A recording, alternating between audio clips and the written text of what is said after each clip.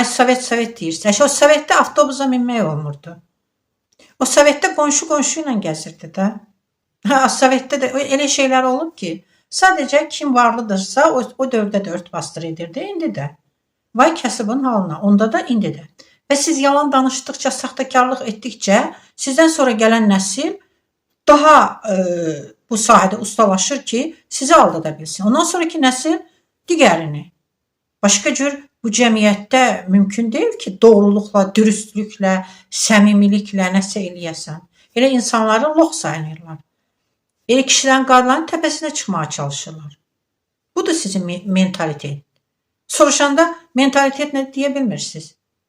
Biri də budur mentalitet, bakirlə bakirələr. Və sonra da o bakir və bakirələrin yaşadığı cəmiyyətə baxın. Əslən, o indi pozulmayıb, o şey birdən-birə olmur. O pozğunluq başlayır və sonunda bax bu cür həddə çatır.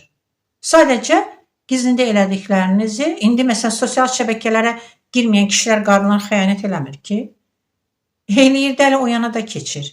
Öz arvadının rəfiqəsi ilə gəzənlər var, öz kişinin dostu ilə gəzənlər var, qonşu ilə gəzir. Yaxşı da siz Allah.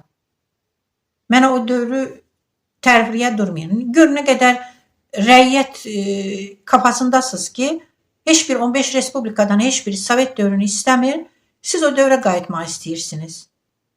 Eləməliyim, gör sən ölkən nə pislikündə yaşayır ki, pisin də daha yaxşısı deyib Sovetə üz tuturlar. Halbuki o dövrdə heç bir 15 respublikadan, heç biri Azərbaycandan başqa, bu rəiyyət kafalı insanlardan başqa Sovetə qayıtmaq istəmir. Çünki bunlar özləri heç bir şey qurmayıblar, burada çoxluq. Elə hazıra nazir olublar, ona görə də Soveti də kim qurmuşdu? Ruslar. Yaxşı, tamam da bu boyda repressiyalar olub, bunu bir adam eləməyib ki.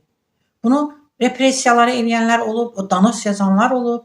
İndi də o danos yazanların oğulları, uşaqları bizləri idarə edir də, onlardan daha beş betər idarə edib deyə, haradasa 70-80-ci illərdə birazca yumşalma olub Sovet dövründə, onda da ucunu dağılma dövrü idi.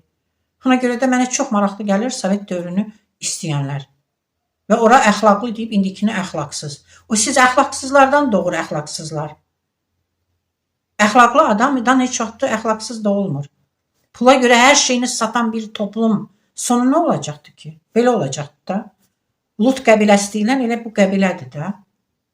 Bir arxalara baxın, görün. Bu Lut qəbiləsində nə olur? 15 respublikadan təsəvvür eləyin ki, heç biri Sovetə qayıtmaq istəmir, bir Azərbaycanlılardan başqa.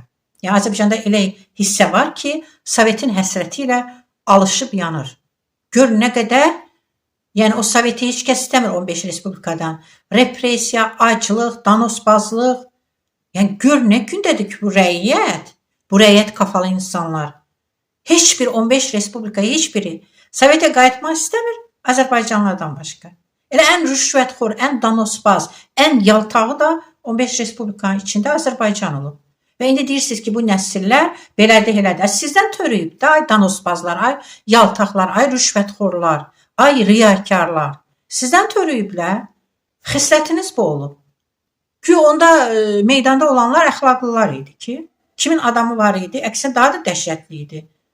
Bir insan, bir musiqiçi, bir gözəl səsi olan televiziyaya çıxa bilməzdi, bir gözəl kitab yazan kitabını, şeirini çap elətdirə bilməzdi. Yəni, o dövr daha dəhşətli olub. O dövrdə olan əxlaqsızlar, yəni əxlaqsızlıq təkcə cinsi münasibət deyil ki, rüşvətxorluq, yalan, riyakarlıq. Yəni, o dövründə atamanları var idi.